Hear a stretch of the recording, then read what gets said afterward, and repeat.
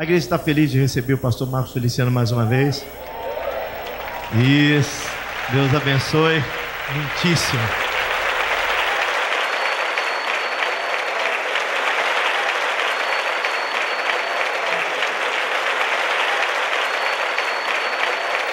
Cumprimento os irmãos com a paz do Senhor. Cumprimento os irmãos com a paz do Senhor. Quem está muito feliz aqui? Encontra uma pessoa bonita do seu lado e dê um sorriso para ela. Ficou difícil? Se não tiver ninguém bonito aí, pode olhar para mim então e sorrir, ok? Vamos estar em pé mais uma vez. É uma alegria muito grande poder estar aqui de volta no Projeto Vida Nova de Irajá. Apóstolo Ezequiel Teixeira, que é um amigo, um pai. Ele me abandonou, mas hoje eu fiquei muito feliz quando olhei minha agenda e vi que era para cá que eu vim. Muito obrigado. O Senhor me adote como filho. O Estado do Rio de Janeiro já me adotou, né? Sou apaixonado pelos cariocas. Estou até arrastando o R já. Estou até arrastando o R. Eu não sou libanês, pastor. Eu sou descendente de português, olha só. Você riu por quê, irmão? Não entendi a risada. Abra sua Bíblia comigo. No livro dos Atos dos Apóstolos, capítulo de número 3.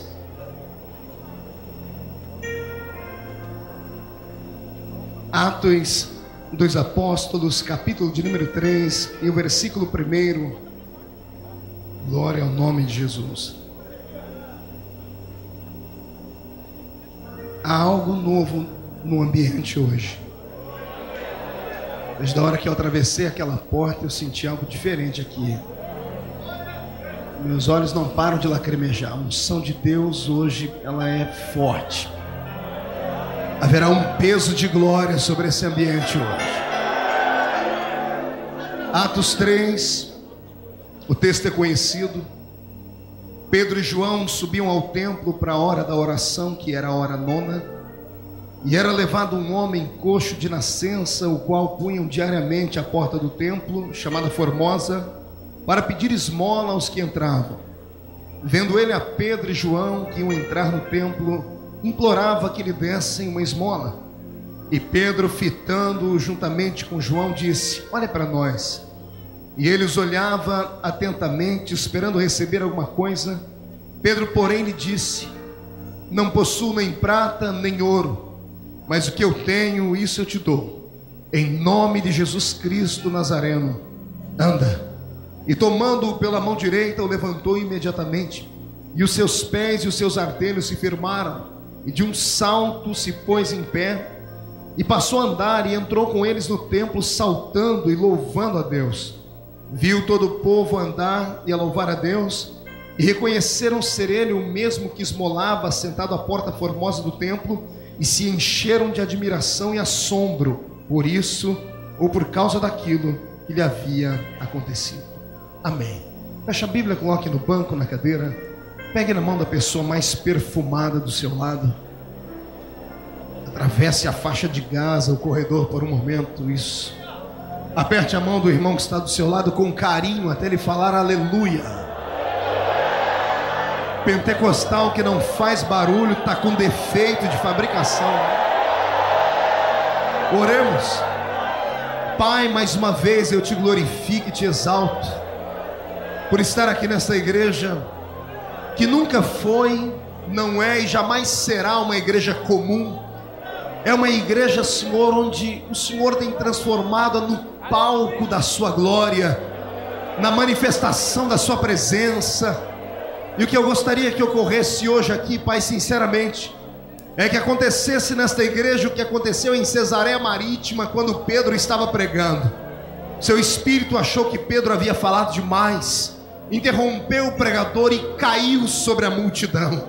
O meu desejo, Pai, é esse: que em certo momento o Senhor me interrompa de pregar e caia a sua glória de forma pesada sobre esta multidão na noite de hoje. Antes de começar a ministrar a sua palavra, eu lhe faço os 2 pedidos de sempre.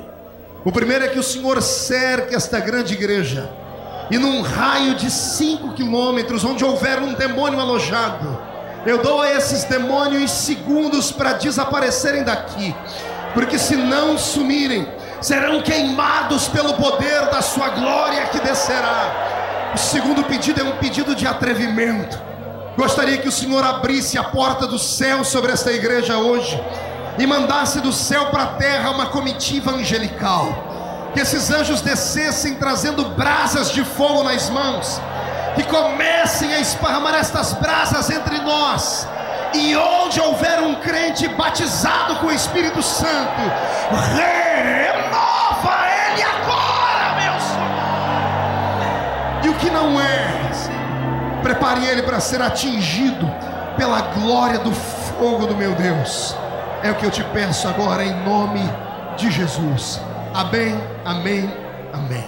Os que podem, tomem o seu assento, aplaudindo a Jesus, porque Ele é bom, porque Ele merece.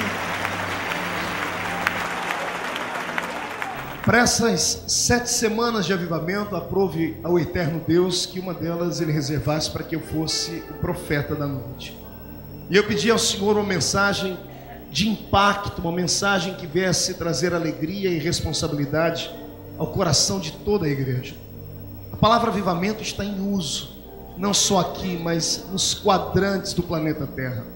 A igreja sente a necessidade de uma experiência mais forte, mais íntima, de uma experiência metafísica, sobre-humana. A igreja carece de um toque divino, porque os dias são maus e a igreja tem sido atingida, atacada. Satanás não tem tido piedade. Todas as oportunidades e brechas que ele tem encontrado, ele tem mirado seus mísseis contra a igreja. E ora é uma tribo que é atingida, ora é outra tribo que é atingida. E as tribos que não são atingidas deveriam orar, pedir a Deus para confortar as que estão sendo atingidas e pedir a Deus que os guarde para não serem atingidos. Estou falando por parábolas e eu sei que o povo do Senhor é inteligente, sabe muito bem do que eu estou dizendo. Estamos na mira de Satanás e ele tem lutado muito para nos atormentar. E um dia desses, orando como bom pentecostal que sou, eu dei um pinote para cima, fiquei com raiva do diabo e disse: fique sabendo, Satanás, que a partir de hoje eu vou convocar a igreja para uma revolta. Chega de ser atormentado. Agora quem será atormentado será você. Nós vamos atormentar o diabo daqui para frente. Se houver algum demônio escutando por aí, leve a mensagem correndo ou voando ao inferno, porque o povo que veio nessa noite não volta para casa andando. Vocês voltam voando nas asas da revelação do Senhor.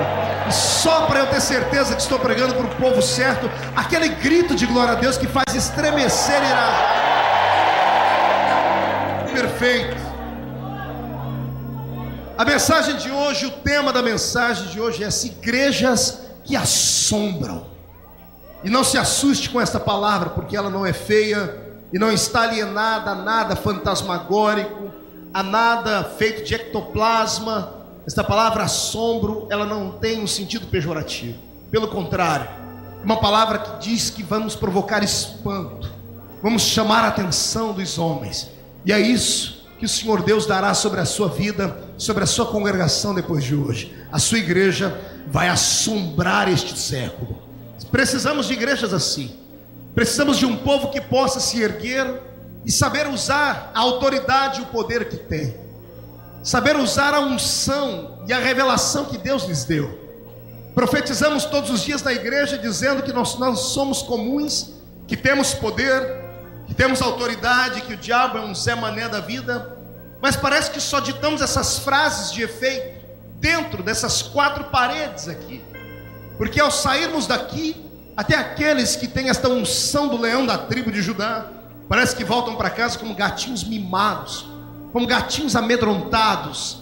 Alguns não têm coragem de passar na porta de um terreiro de feitiçaria. Outros, quando alguém lança sobre eles uma praga, até se esquece que é evangélico e acaba fazendo o sinal da cruz. Depois tem que pedir perdão a Deus 2 vezes. Eu quero profetizar em nome de Jesus que a autoridade que você tem será revelada. E você não vai sair daqui mais de cabeça para baixo. Você vai voltar para casa pisando, e pisando com brasas de fogo sobre os demônios. E eles não vão mais atormentar a sua família, nem vão mais atormentar a sua história. Eu repito o que disse no começo: nós deixaremos o diabo atormentado. Alguém me acompanha nessa sentença? Diga: eu te acompanho, pastor. Então dê mais um grito de glória a Deus, só para eu não me sentir sozinho.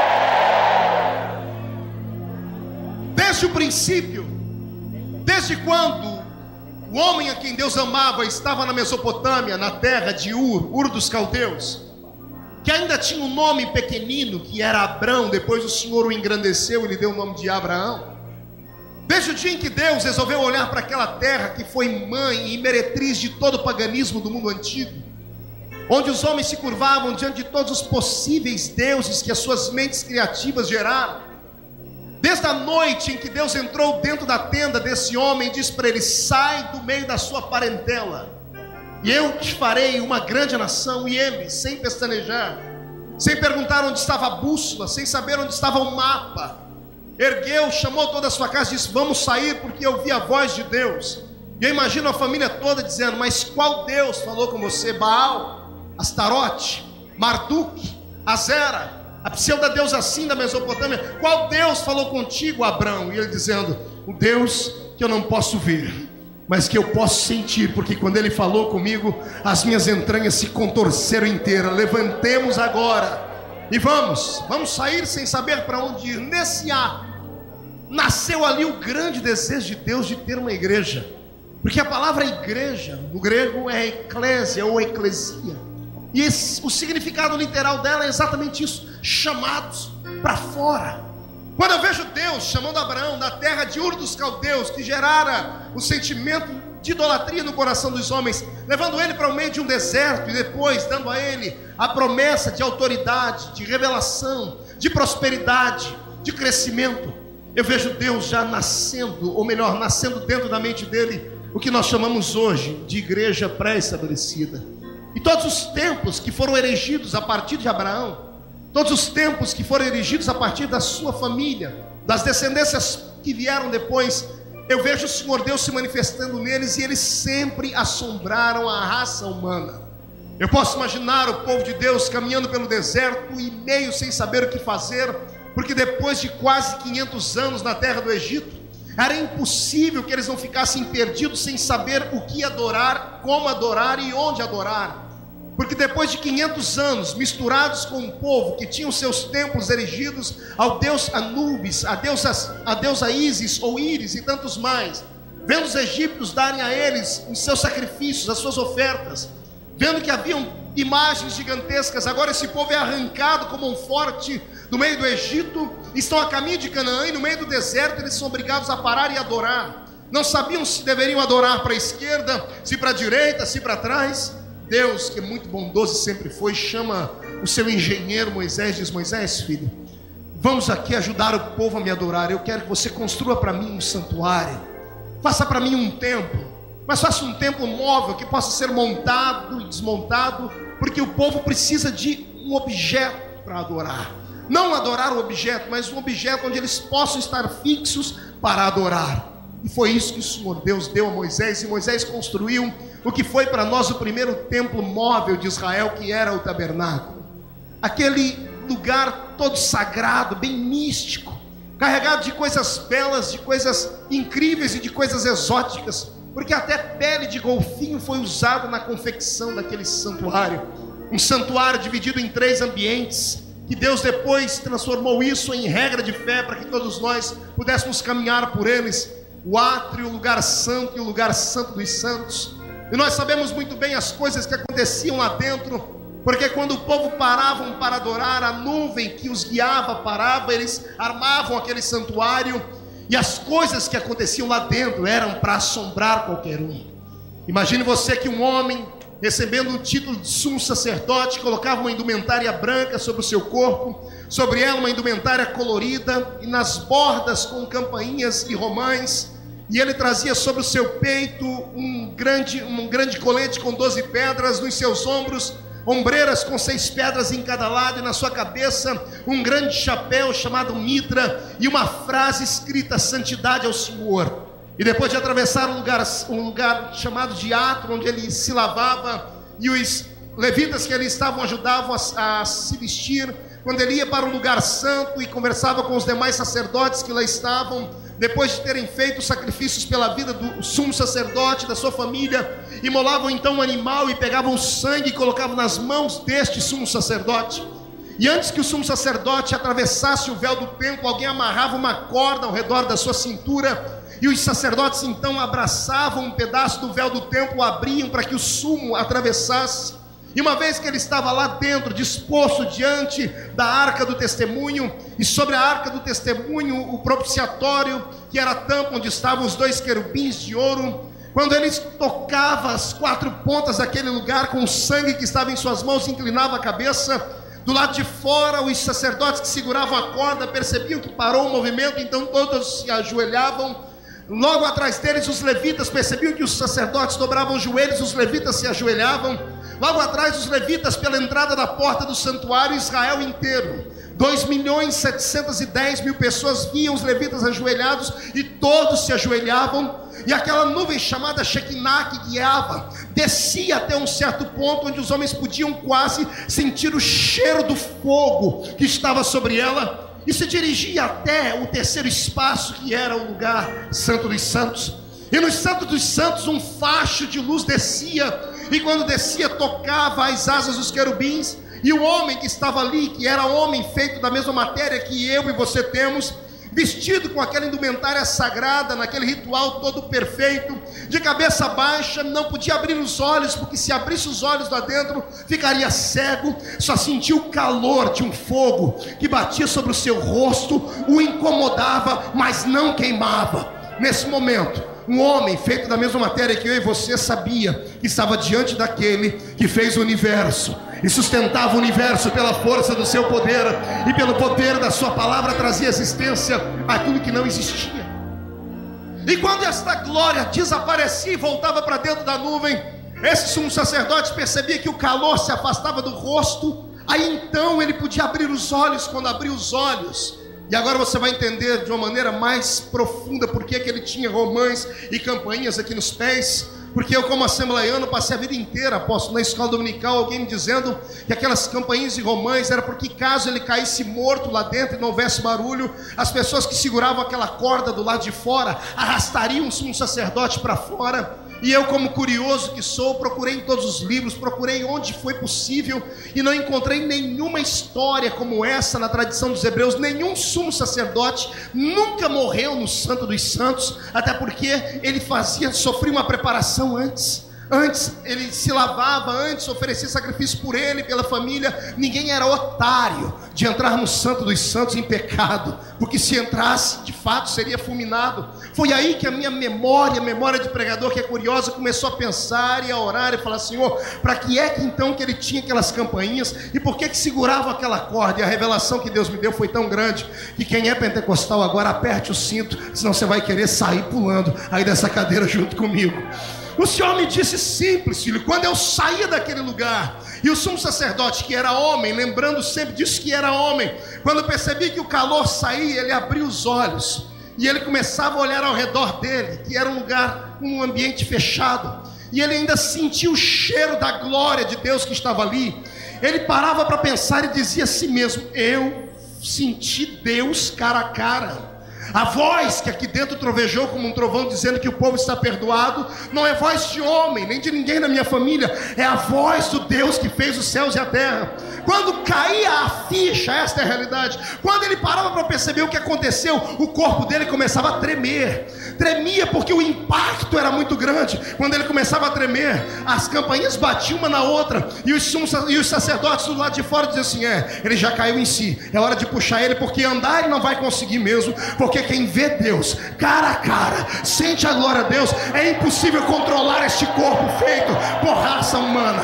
Arrastava o sacerdote que vinha andando e vinha tremendo. Quando ele saía por fora da tenda, ele erguia as duas mãos e continuava tremendo. Você nunca se perguntou por que todo crente pentecostal, quando é batizado com o Espírito Santo, ele se descontrola. Você já percebeu isso? No dia do batismo com o Espírito Santo é uma coisa fora do comum. Eu já vi gente rolar debaixo do banco, eu já vi gente plantar bananeira, eu já vi gente sair correndo pelo meio da rua gritando. Se você não viu, você não sabe o que você perdeu. É a cena mais linda que eu já vi na vida, é de um crente possuído pela glória, pela presença, pela manifestação dessa coisa divina que nós chamamos de Espírito de Deus. E exatamente por isso ele tinha que se vestir daquele jeito, e por isso acorda, amados. Se nós soubéssemos o poder que há na nossa oração, se nós soubéssemos o poder que há na nossa intimidade com Deus, se nós soubéssemos o poder que há no nosso grito, eu sou pentecostal, já disse isso, sou apologista dessa fé e não nego. Se você soubesse o impacto do seu grito de glória a Deus no inferno, se você soubesse o impacto do seu grito de glória a Deus nessa atmosfera, e para onde ele é carregado, depois que sai da sua boca, você não ficaria comum também? E você que fica me chamando de doido, ficaria 2 vezes mais doido do que eu. Grito de crente não fica na terra, ele atravessa o cosmos, ele chega dentro do coração de Deus. Eu te convido a adorar, melhor que isso, eu te convido a levantar a mão direita comigo, chacoalhe ela, agarre o ombro do irmão que está do seu lado, por favor, pede a ele licença e diga: é esse maluco aí que está mandando. Agarrou o ombro dele, agarrou o ombro dela, agarre o ombro dele ou dela, agarrou, chacoalhe ele até ele ficar irritado agora, irrita ele, tira ele do lugar, diga: foi para isso que Deus te trouxe aqui. Deus vai sacudir a sua fé, Deus vai sacudir a sua alma, Ele vai avivar a sua história, mas por favor, adore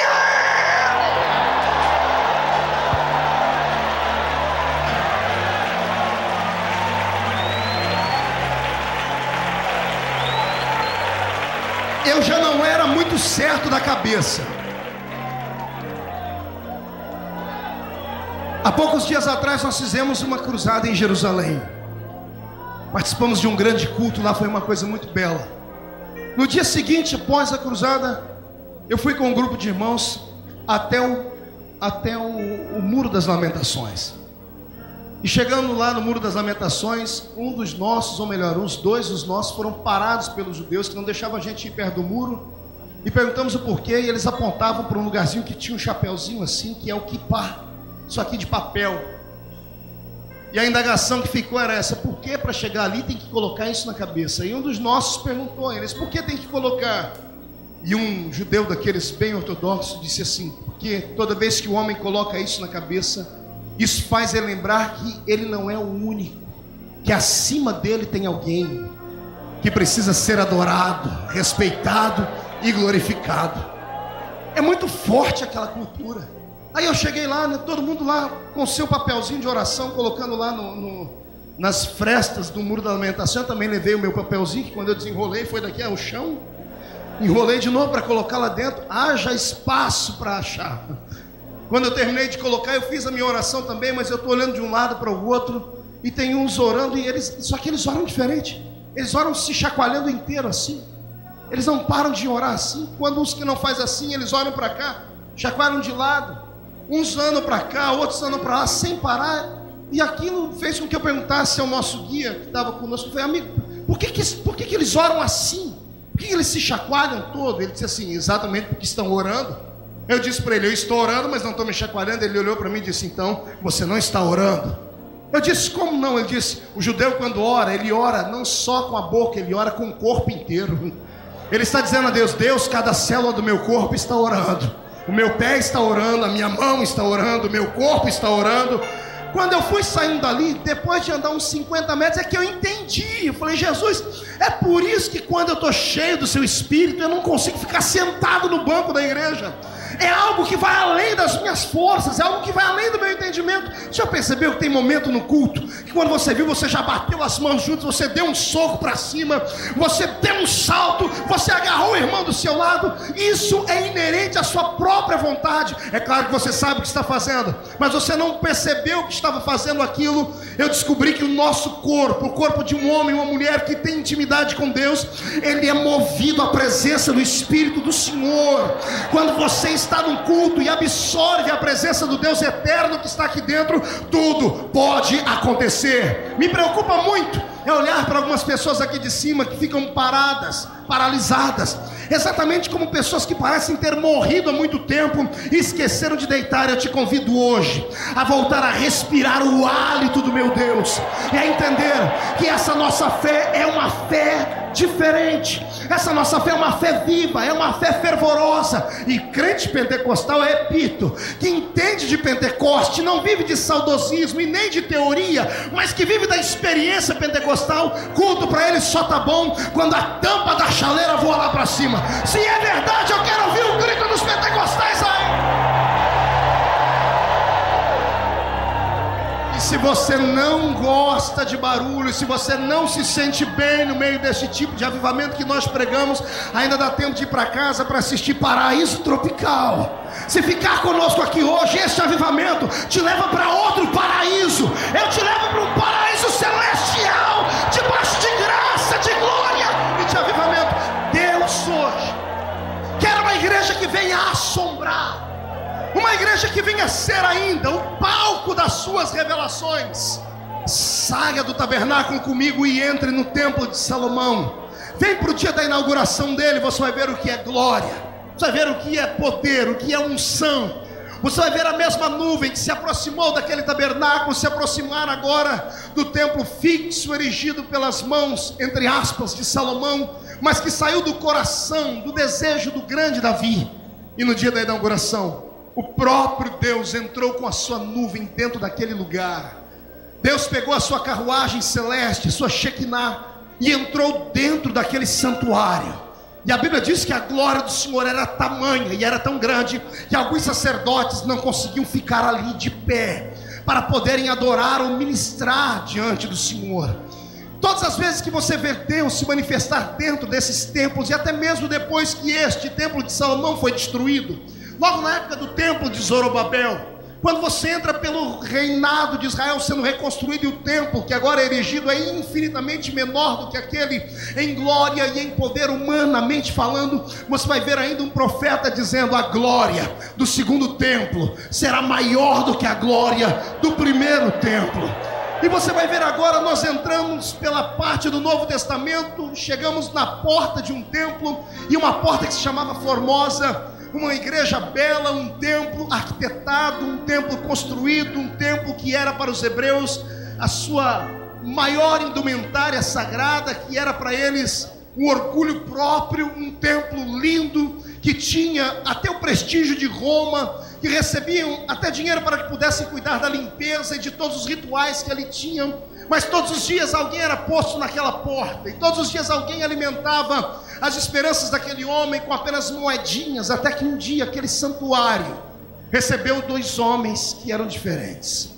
Dois homens que estavam transtornados com a religião parada, com a religião arcaica.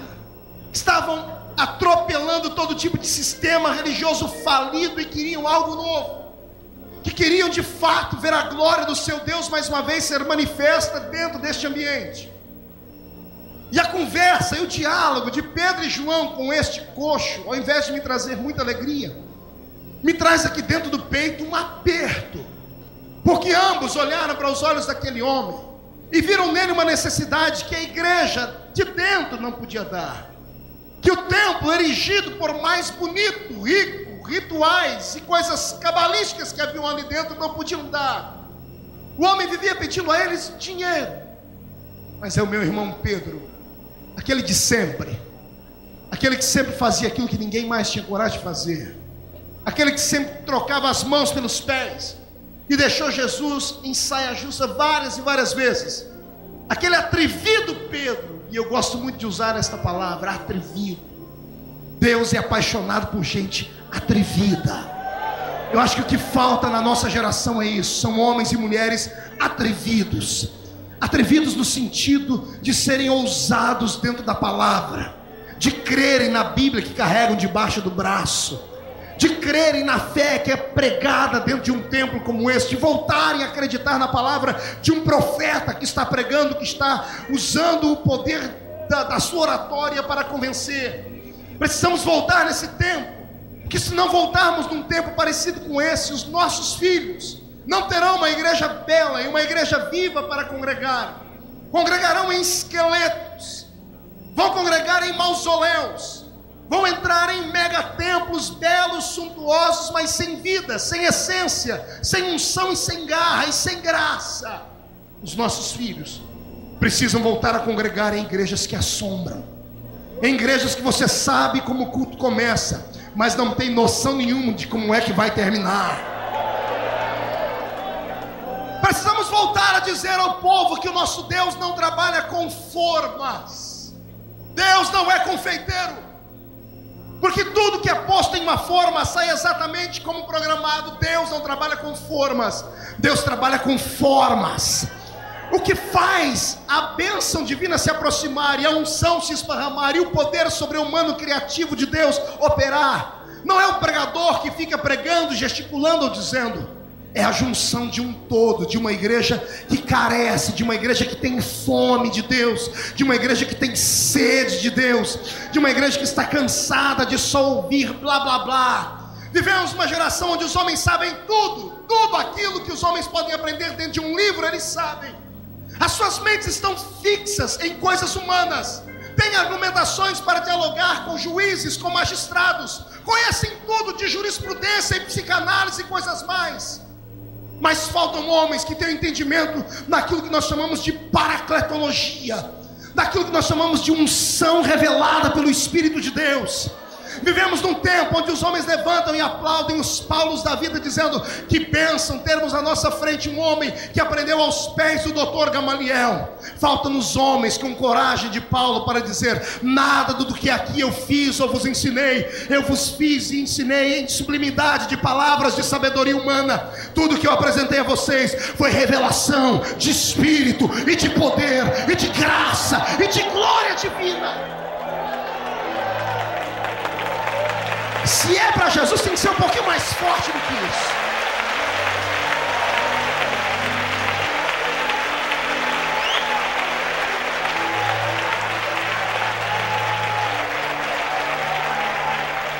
As nossas igrejas têm o levanta e anda. Não.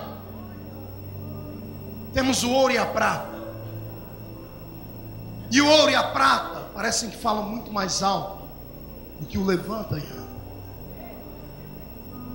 Podemos sustentar as viúvas e os órfãos, podemos abrir casas de recuperação de drogados, mas se juntarmos essa multidão que aqui dentro e aí fora está, e colocarmos um paralítico na frente deles, vamos ter que todos ir para casa pedindo perdão ao paralítico e dizer: perdoa, irmão, nós não temos o poder de te levantar. E aí usamos os argumentos mais chinfrins. Eu estou cansado disso. Eu estou cansado de ver a nossa geração entrar dentro da igreja, ouvir, mastigar, colocar no papel e achar que isso é só uma filosofia de vida. Cristianismo não é só filosofia de vida.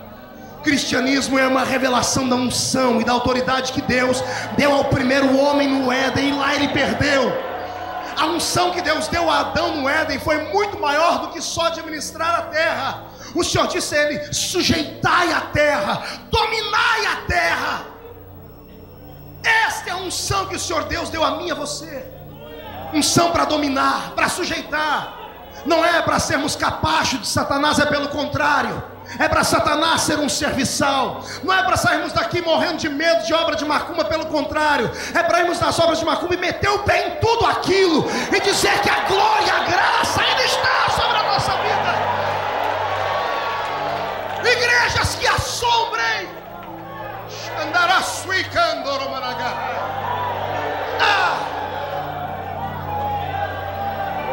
Falta-nos uma igreja lá, Wittenberg, na Alemanha.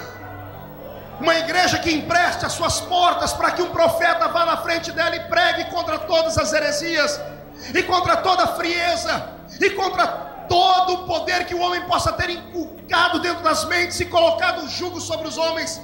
Falta-nos uma igreja onde podemos fazer dentro dela uma revolução, esparramarmos esta chama aí para fora. Oxalá que Deus tenha levantado você para isso. Eu creio, todas as vezes que entro aqui dentro, e hoje eu disse ao apóstolo, eu senti algo novo aqui. Eu sinto que essa igreja está passando por um processo, um tempo de renovo. Eu digo isso de forma profética, onde o Senhor dará uma unção nova aos membros que pertencem a esse lugar. Não serão chamados apenas de crentes que pertencem a uma igreja grande, de um pastor que é lindo e poderoso. Esta igreja chegará um tempo onde os membros dela serão operadores de milagres. Eu estou profetizando que o projeto de Irajá vai começar a assombrar o planeta Terra. Quem pega essa profecia, pega ela, pega pra você, pega.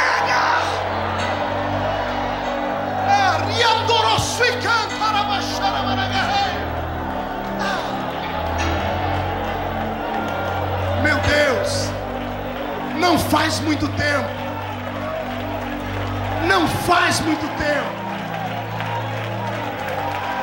eu estava na frente da minha TV, garoto,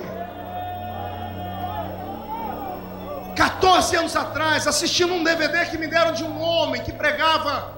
Até então o seu quartel-general era em Toronto, no Canadá, e lá estava a bênção de Toronto.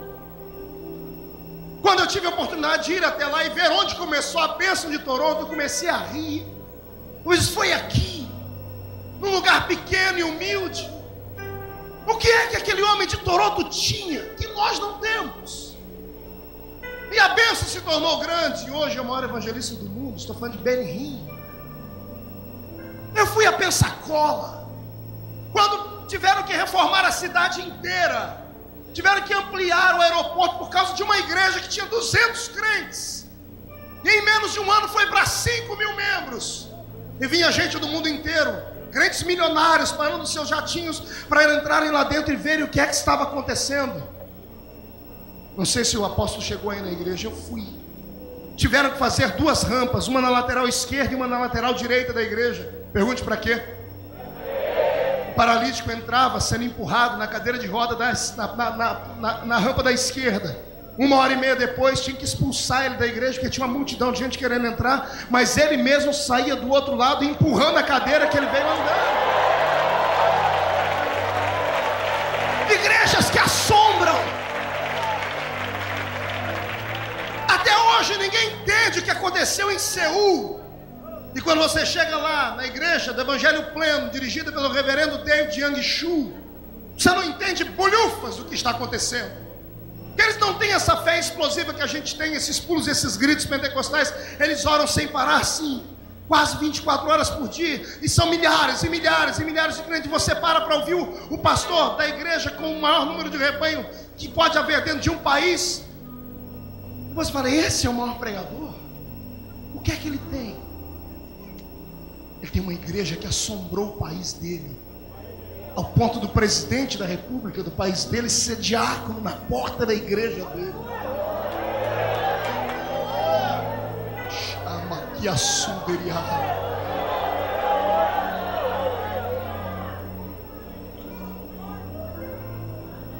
Falta-nos uma igreja que assombra. Aquela igrejinha que o Rio de Janeiro conhece muito bem, e ninguém melhor do que vocês conhece ela. Criada no solapé dos montes, feita nos morros, de madeirinha, toda quebrada, com os irmãozinhos sem dente, não sabe nem falar direito. Mas os videntes de Deus, os profetas de Deus, bradaram lá de cima dizendo que haveria de acontecer uma revolução. Ei, o Rio de Janeiro é conhecido no mundo inteiro. Pena que não por causa do avivamento ainda. É conhecido pelo carnaval, pelo Cristo Redentor e dessa vez pelo PAN. Eu queria profetizar que daqui a algum tempo o Rio de Janeiro será conhecido como o estado das igrejas que assombram. Como o estado das igrejas que assombram. E o que eu estou falando aqui não é utopia, não é mentira, não é uma coisa impossível. Pode acontecer. Qual é a fórmula, pastor Marcos? Se tivesse fórmula, todo mundo seguia. A fórmula é revelada a você. É com você. A atitude não é só do pastor Ezequiel, a atitude não é do conselho de pastores, a atitude é de um todo, é da igreja. É a igreja que tem que rever os seus princípios, os seus valores. É a igreja que tem que olhar por onde tem caminhado e o que tem feito. É a igreja que tem que voltar a falar o que é santidade e o que não é santidade. É a igreja que tem que voltar a rever a sua maneira de ir, a sua maneira de entrar, com quem ela tem feito pactos, alianças. Satanás debocha de nós. Ele ri na nossa cara, porque ele sabe que não tem poder algum. E o poder que ele tem é efêmero diante do poder que nós temos. Nós temos poder. Você não entendeu? Eu vou repetir. Eu disse que nós temos poder.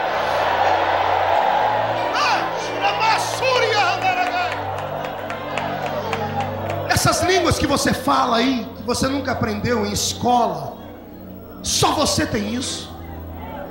Isso não é só um sinal, isso não é só um clichê pentecostal, isso é autoridade. Isso é uma mensagem direta no ouvido de Deus. Deus para te escutar, ninguém entende, só Ele entende. Ore mais em línguas, use mais a autoridade que o Senhor te deu. Ande nessa terra batendo o pé firme sobre ela, porque pé de crente batendo no chão bota qualquer demônio para correr. Satanás sabe que o final dele é debaixo dos nossos pés. Use a autoridade, use.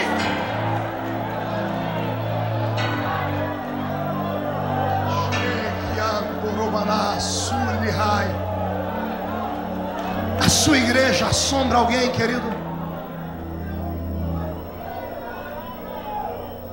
A sua igreja assusta alguém?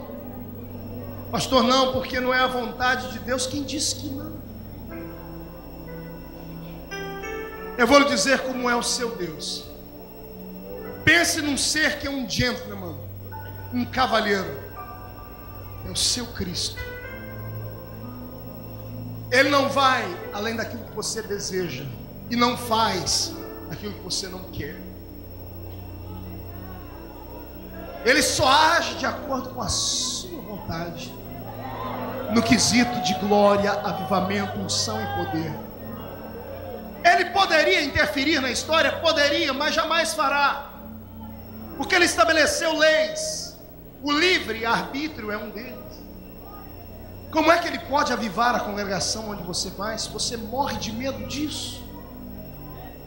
Como é que Ele pode trazer o avivamento que Ele procura trazer sobre a nossa nação, se muitos líderes têm medo disso? Ah, pastor, é porque todo avivamento gera excessos. Qualquer um de nós sabemos disso. Mas são excessos que podem ser trabalhados. São excessos que com carinho podemos chegar a um denominador comum sem escracharmos. Podemos ser elegantes. Os que têm mais experiência, que ensinem os outros com carinho, com respeito, mas por favor, não jogue água em cima desta chama, porque é melhor não conhecer esse fogo do que conhecer e alguém ter apagado ele. E a minha oração nesses dias é que o meu Deus, na calada da noite, vá até os carros-pipas de Satanás, até os bombeiros que ele tem usado para apagar esta chama do avivamento, enquanto dormem esses demônios, porque o Deus de Israel não dormita e não dorme. Ele troque a água por combustível, e cada vez que tentarem apagar esta chama, mais ela se acende, mais ela se esquenta, mais ela vai se abrasar. Eu profetizo em nome de Jesus que a sua igreja vai sofrer um impacto da glória de Deus tão grande. Não será o vento da brisa suave da caverna de Elias, será o furacão de Atos capítulo 2. Eu profetizo em nome de Jesus Cristo que línguas repartidas como que de fogo vão começar a pegar os crentes da sua igreja. E aqueles que nunca falaram em línguas, que comecem a receber isso aqui dentro agora.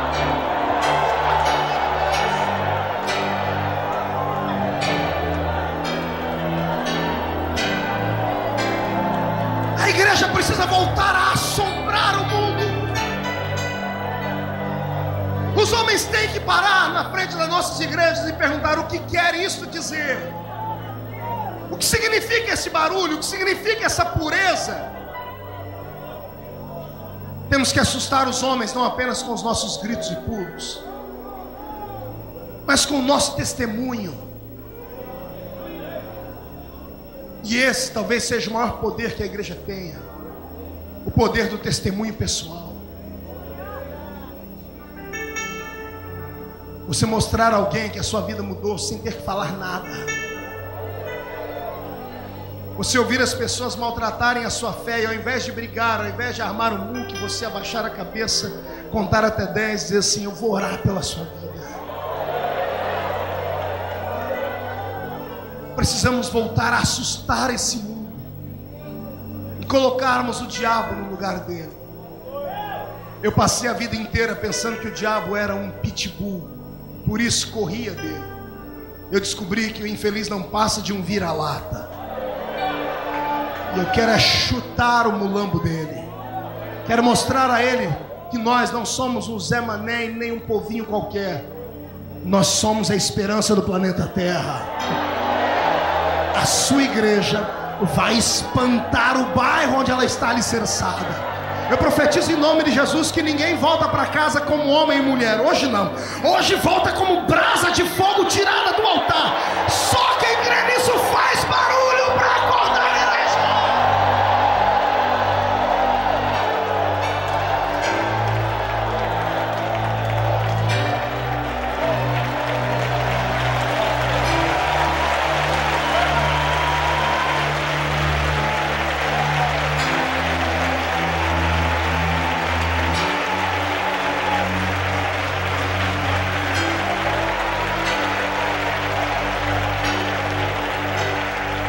Ouça, e já vou terminar. Eu sou assembleiano. Já fui assembleiano do pé roxo.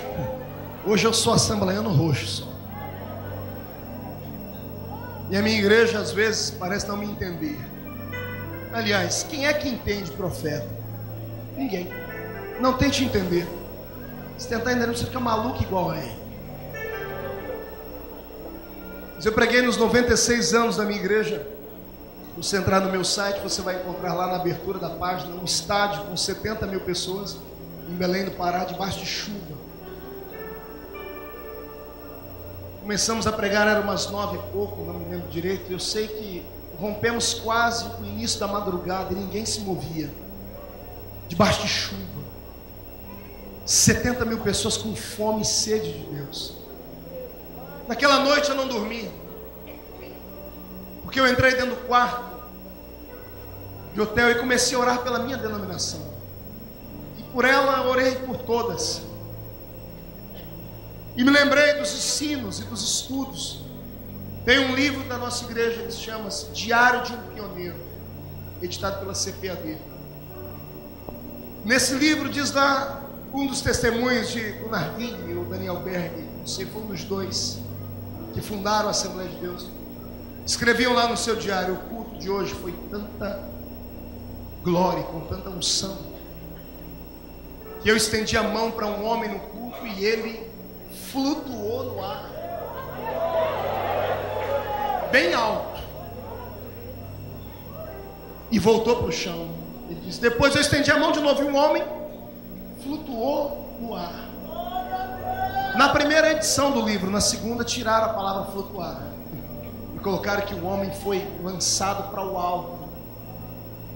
Você roda a página, mais 10 páginas à frente, está escrito lá: e o culto tinha tanta unção e poder, e eu pregava, precisava parar, porque sentei, porque me deu uma crise de riso.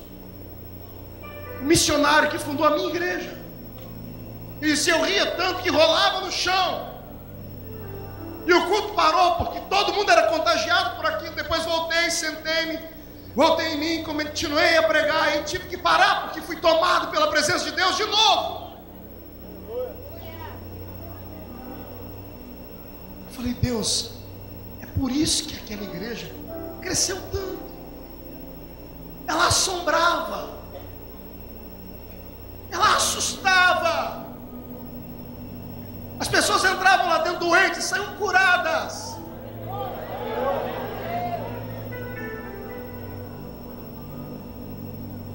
E hoje eu entro em tantos templos, porque eu prego desde muito cedo. Em alguns lugares que quando eu olho para trás eu digo: essa não pode ser a minha igreja.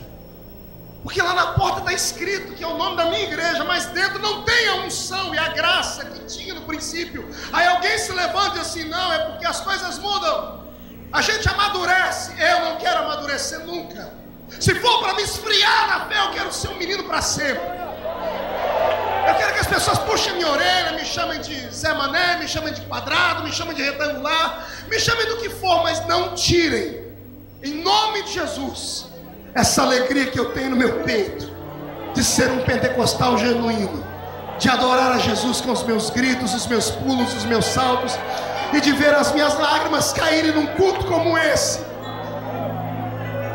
Está na hora da nossa igreja, eu não digo como denominação, mas da igreja, o corpo de Cristo se erguer, se levantar e fazermos ao redor da nossa igreja um bloqueio contra as hostes do diabo.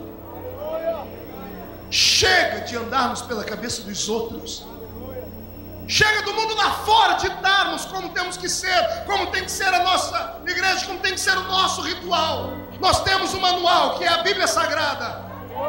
Nós temos homens de Deus à frente da liderança da igreja. Está na hora de mostrarmos ao mundo que nós viemos para transformar ele, não para sermos transformados por ele. Eu quero crer que depois desse congresso, o Senhor Deus vai transformar a sua casa num altar que vai voltar a fumegar, e a glória de Jeová vai te tomar naquele ambiente.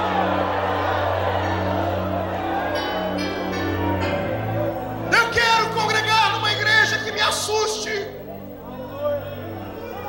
onde ao entrar dentro dela eu tenha dificuldade para respirar, onde eu tenha temor a ponto de não querer mascar um chiclete dentro da igreja, onde eu tenho vontade de entrar no templo e nem conversar com quem está do meu lado, porque a qualquer momento Deus pode se revelar e se manifestar a mim pessoalmente. Eu quero congregar numa igreja que quando o levita pegue um instrumento para tocar, ou a outro pegue para cantar, um paralítico dê um grito lá porque foi atingido pela unção e se levante. Eu quero uma igreja que me assombre.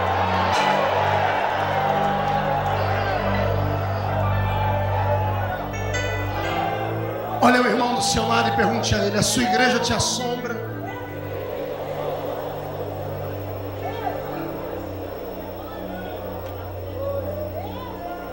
Agora com um semblante de fera, olha para o seu irmão e diga a ele: a sua igreja te assombra?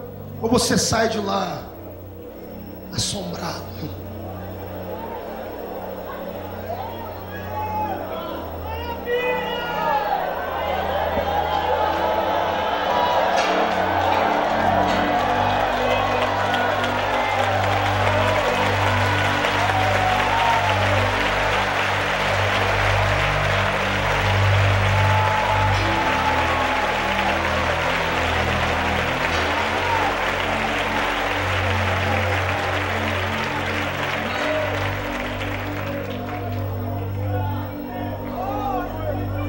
Eu troco o ouro e a prata pelo levanta e anda. Quem troca comigo? Fique de pé, por gentileza.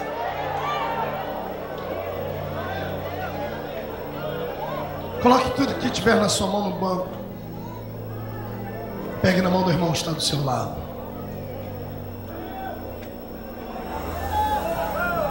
Ontem aconteceu algo na minha vida que há muito tempo não acontecia. Eu moro numa cidadezinha muito pequena, nascido e criado lá. E raramente eu vou à igreja lá, e eu sempre prego. E todas as vezes que eu estou lá, muito cansado, eu me escondo dentro de casa. Mas ontem o Senhor se moveu em mim, disse: vai à igreja. E eu chamei minha esposa e fomos para o culto. Depois de andar pelo mundo inteiro, congregar com grandes homens de Deus e participar de grandes eventos, às vezes a gente tende a esquecer da nossa origem. Quando eu entrei na igrejinha pequena, sentei no púlpito e olhei do meu lado e vi um presbítero da minha época, puxava minha orelha quando eu ia para a escola dominical, lá velhinho, com seus cabelos brancos, mas ali sentado, com a sua biblinha rasgada em cima da perna, dando glória a Deus. Olhei para ele e falei: Jesus, o tempo passou, mas a fé dele não mudou. pastor não pôde ir ao culto e me mandaram pregar. Eu falei, justo hoje que eu vim para ouvir, o senhor me manda pregar. E pregar que jeito? Eu não consegui pregar ontem, porque de cima daquela tribuna eu olhava e eu conheço todo mundo. E eu vi amigos que começaram comigo, que tinham a mesma chamada que eu, que oravam comigo no princípio, depois se esquivaram, que queriam mudar o mundo, idealistas da fé, moços que quantas noites nós não trocamos baladas para ajoelharmos no púlpito e pedimos a Deus que nos usasse. Eu vi eles lá, cheios de teia de aranha, parados no meio da igreja, sem vida, sem sonhos, um culto parado, as pessoas cantando os mesmos hinos de 20 anos atrás. Embora eu visse o presbítero aqui com a sua fé inabalável, eu vi pessoas mortas no meio da igreja, e eu chorei. Digo isso pelo Senhor. Eu chorei porque eu falei, Jesus, eu viajo o mundo e é aqui que as minhas filhas congregam. Elas não têm mais a força que eu tinha, elas não pertencem mais à igreja que eu pertencia, porque na minha época a gente tinha fome de Deus. E eu falei, que igreja elas vão congregar daqui a 10 anos, se Jesus não voltar até lá?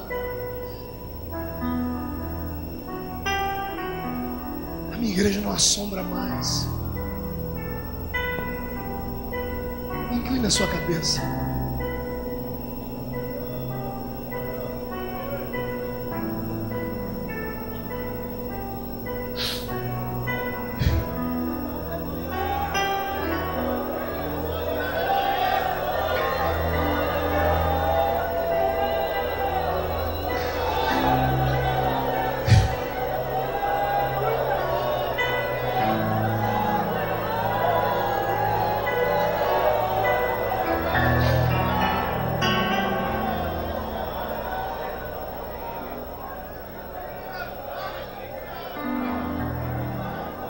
Meu Deus, tem uma multidão na minha frente.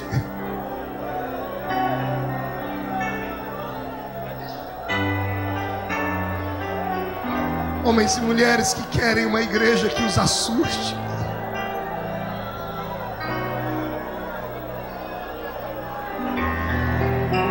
Queremos uma igreja que nos assombre.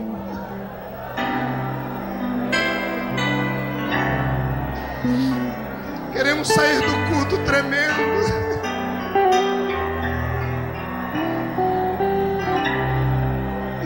Queremos sair do culto sabendo que o Senhor esteve ali. Traz a sua Shekinah.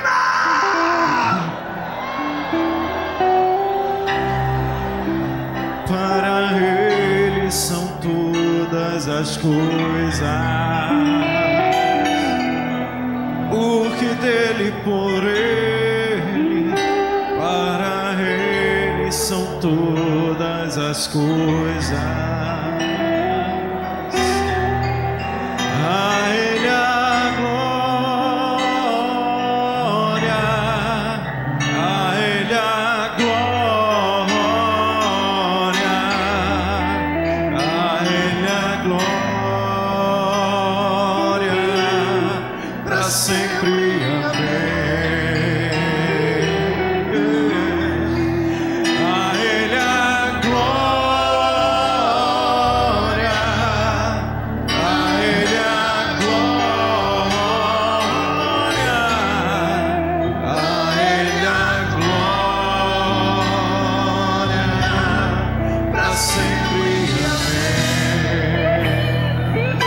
Solte a mão do seu irmão, pegue ele pelo braço, traz ele mais perto, mais íntimo. Ah, esse fogo tem que se alastrar. Se segura, projeto Irajá.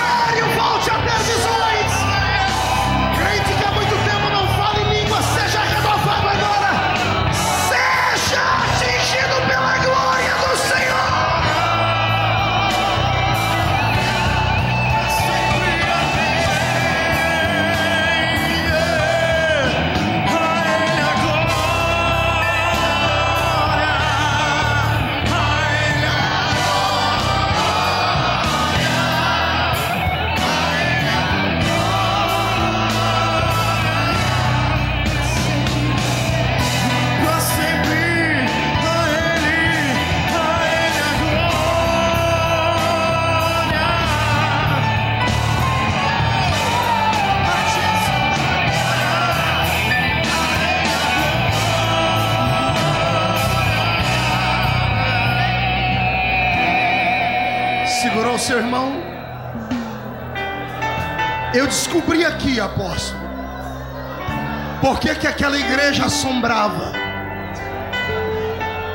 Ela assombrava porque tinha um Pedro que olhou para o paralítico e disse: levanta. E não esperou o paralítico levantar. A Bíblia diz que Pedro pegou o paralítico pela mão e colocou ele em pé. Falta atitude. É isso que Deus vai te dar hoje. Não se assuste com o que vai acontecer com você depois de amanhã. Virá uma unção de atrevimento na sua vida. Virá uma unção de coragem sobre a sua história. Virá uma unção de autoridade, que as portas do inferno não prevalecerão.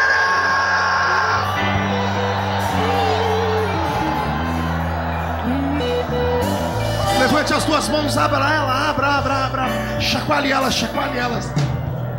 Faça uma tomada disso.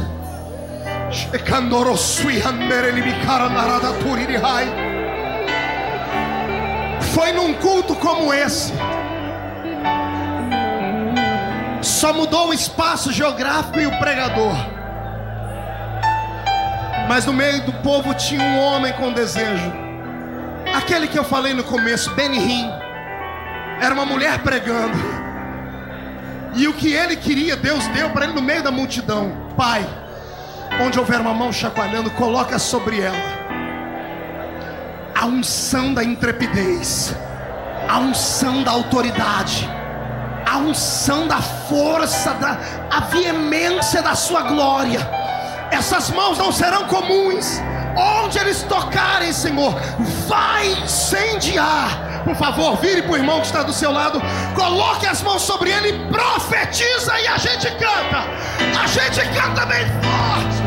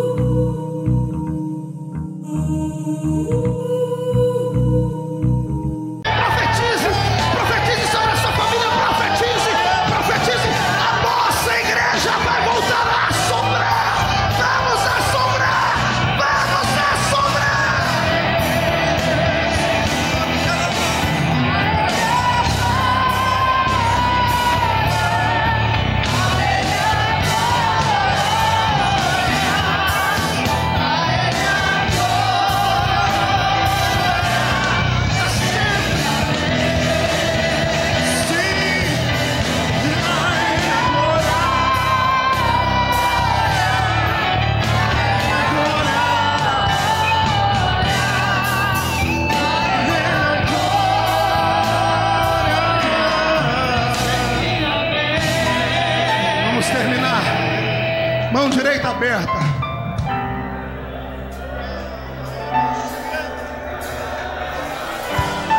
Diga comigo em nome de Jesus. Todos os demônios que bloquearam a visão da minha igreja, que roubaram a intrepidez da minha igreja, que escureceram os horizontes da minha igreja, que esfriaram a minha fé, que apagaram o fervor que havia em mim, que destruíram a minha família, que tomaram posse do meu coração, que destruíram o meu trabalho. Eu ordeno para a palma da minha mão agora. Não estou pedindo, eu estou ordenando para a palma da minha mão agora. Fecha a sua mão, fecha. Levante lá em cima. Eu vou contar até 3. 1, 3, você joga no chão e pisa em cima. E se prepare. Vamos assombrar. Ei, carassuteria mandere condereveria anacharabaragai.